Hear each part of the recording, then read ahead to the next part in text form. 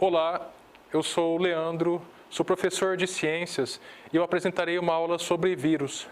Vírus é um assunto que tem aspectos tanto negativos no que se refere às doenças que ele podem transmitir. Em especial, uma doença que tem afligido a população mundial, que é a Covid-19, dentre outros vários casos de doenças. E aspectos positivos que ao longo da apresentação eu vou falar. Bom, a origem do estudo dos vírus, a virologia, volta por volta de 1930, onde perceberam que havia uma doença que atacava a planta do tabaco. Essa planta, a partir do qual se faz o fumo, o cigarro. Perceberam que havia algo que infectava, inicialmente achavam que fosse um veneno.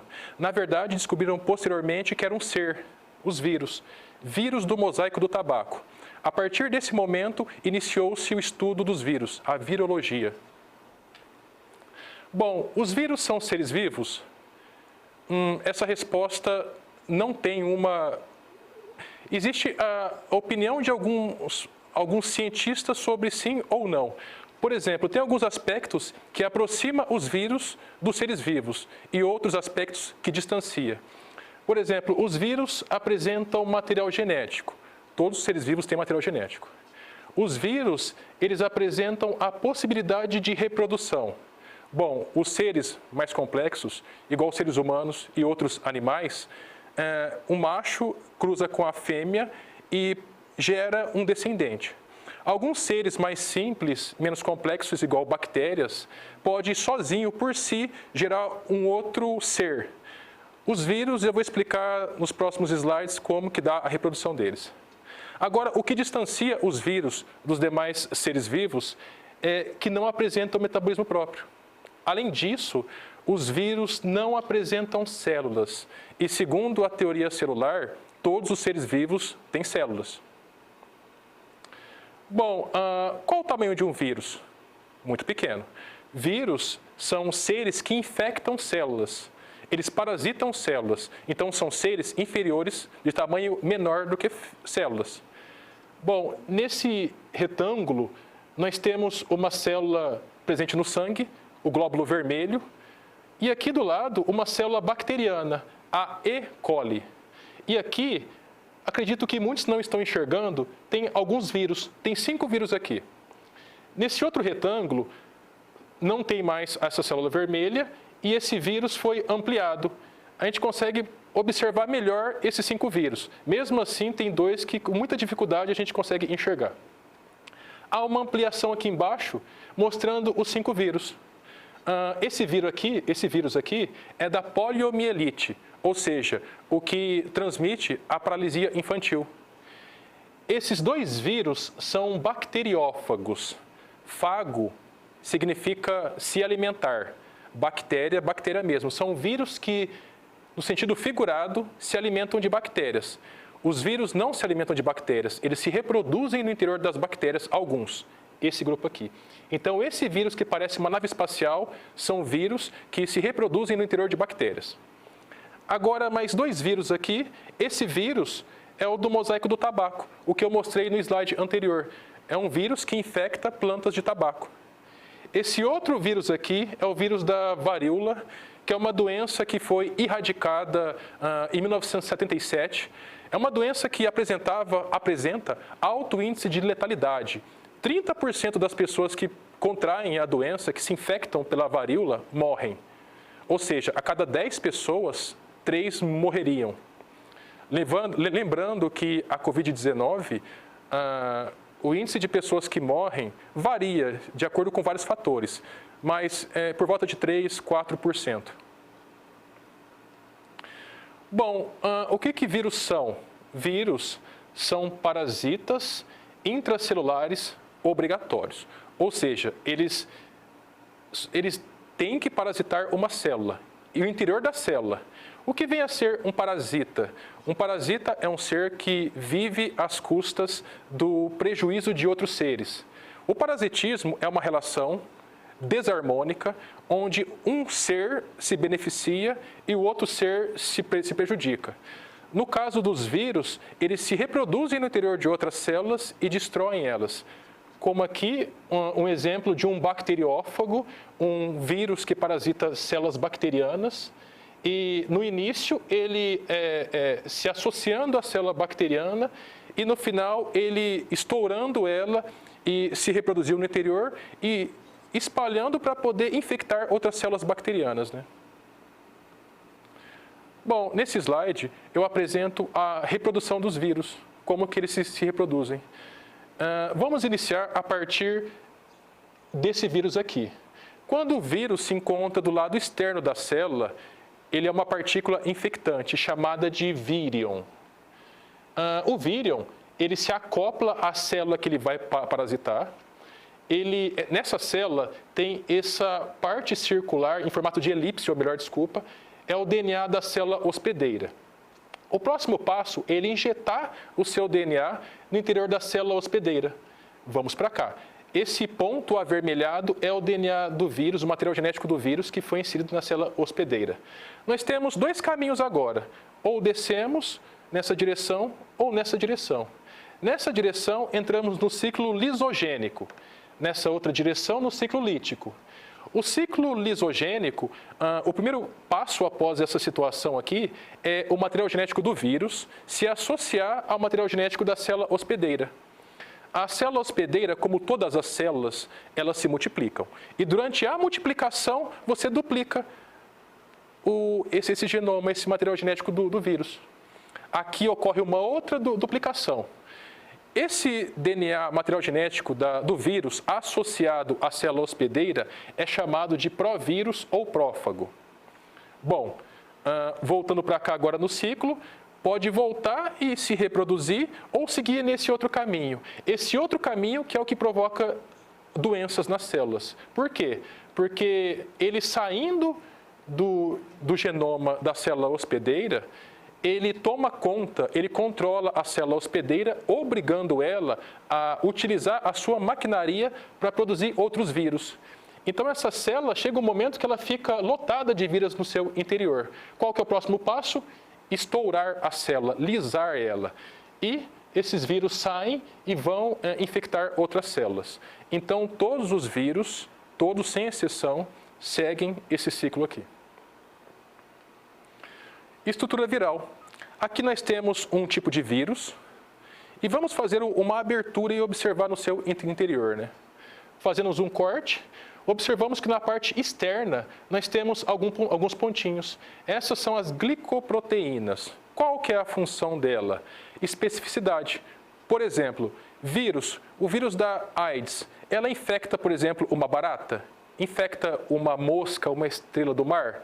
Não, porque ela, por meio dessas glicoproteínas, ela vai reconhecer a célula específica que ela vai infectar.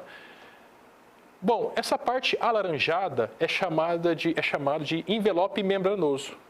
No seu interior, nós temos uma parte esverdeada chamada de capsídio. No interior de capsídio, nós temos o material genético, que pode ser tanto DNA quanto RNA. E podemos observar aqui também algumas enzimas, cuja função dela é auxiliar na associação da união desse material genético do vírus com o material genético da célula hospedeira. Qual é a importância dos vírus? Eu falei de uns aspectos negativos e positivos. Aspectos negativos são todas as doenças que eles podem acometer. Aspectos positivos, que eu falarei mais para frente, é de natureza biotecnológica e no controle biológico de pragas agrícolas.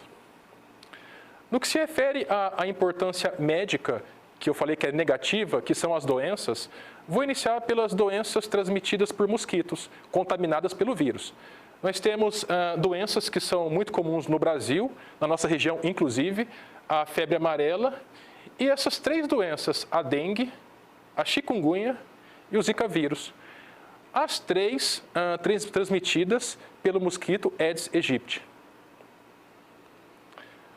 Agora, doenças sexualmente transmissíveis causadas por vírus.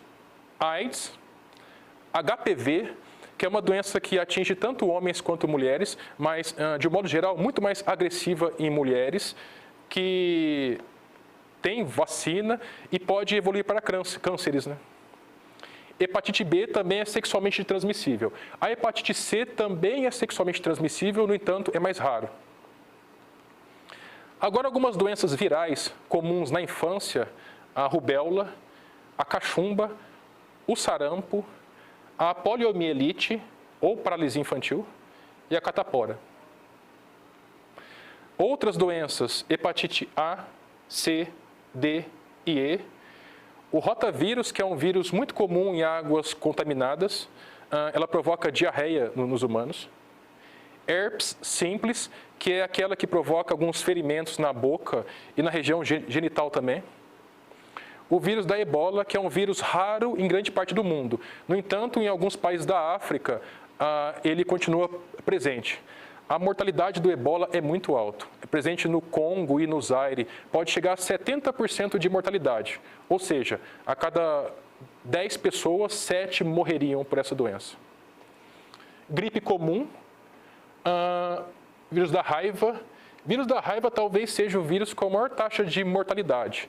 95% das pessoas que pegam a doença morrem. Ou seja, a cada 20 pessoas, apenas uma que sobrevive ao vírus da raiva. E a varíola, como eu disse inicialmente, foi erradicada já em 1977. Bom, agora falarmos um pouco sobre a Covid-19. É uma doença que creio que muitos alunos já entendam muito bem sobre esse assunto, mas é sempre bom nós reforçarmos, né? Primeiramente, o nome, Covid. Co vem de corona, vírus e D de doença. 19 é relativo ao ano passado, que foi o ano que iniciou o primeiro contágio humano, né? Bom, a partir desse vírus, é uma doença que provoca danos no sistema respiratório das pessoas. Qual que é a melhor forma de prevenção da Covid? Ficar em casa, isolamento social. Incubação, qual que é o período de incubação no nosso corpo? De 2 a 14 dias. E as formas de contágio? Pessoa a pessoa, no ar e também em contato com alguns objetos que receberam secreções provenientes da mucosa dos seres humanos contaminados, como, por exemplo, gotículas de saliva, a partir da tosse, espirro, catarro, até mesmo pelo toque, né? Bom, quais que são os sintomas? Tosse, febre alta, coriza. Do modo geral, são sintomas semelhantes ao de uma gripe, né? Quais são os fatores de risco? As pessoas mais vulneráveis à Covid? Idosos, pessoas que têm o sistema imune debilitado, fumantes, pessoas com problemas cardiovasculares. E qual é o diagnóstico? O exame feito a partir de coleta de materiais respiratórios. Tratamento, hospital, repouso, mais a ingestão de muitos líquidos e alimentos também, do modo geral, né? Bom, aqui, nessa figura, eu apresento as diferentes formas que nós encontramos de vírus. Semelhantes, nós temos o vírus da AIDS, da HIV, influenza, gripe, rotavírus e herpes simples. Nós temos o papilomavírus, que é o HPV, semelhante ao vírus da hepatite B. Adenovírus. O vírus da raiva parece uma munição, uma bala de revólver. O vírus da ebola parece uma fita. E vírus que infectam bactérias, bacteriófago, tem esse formato semelhante a uma nave espacial. Agora, aspectos positivos dos vírus. Primeiramente, biotecnologia. Gente, imaginem a seguinte situação. Imagine eu pegar, por exemplo, a parte do DNA de um vagalume que promove a luminescência dele e colocar numa outra espécie, como, por exemplo, a planta do tabaco. E essa planta apresentar luminescência. Como isso é possível? Simples. Eu pego a parte do DNA do vagalume que é responsável pela luminescência, coloco num vírus. Lembra que eu falei no slide anterior que o vírus ele se associa ao DNA da célula hospedeira? Fazendo isso, ele leva essa informação lá e possibilita que aconteça isso. Com base nisso, imagine as aplicações que podem ter a utilização o fato de você colocar um genoma no interior utilizando o vírus. Uma implicação muito positiva é a terapia gênica. A terapia gênica consiste em você pegar, por exemplo, uma pessoa que tenha parte do DNA de alguma célula com algum defeito, entre aspas, né? Esse defeito, como por exemplo, a leucemia. A leucemia consiste numa produção irregular de células do sangue por algumas células presentes na medula óssea.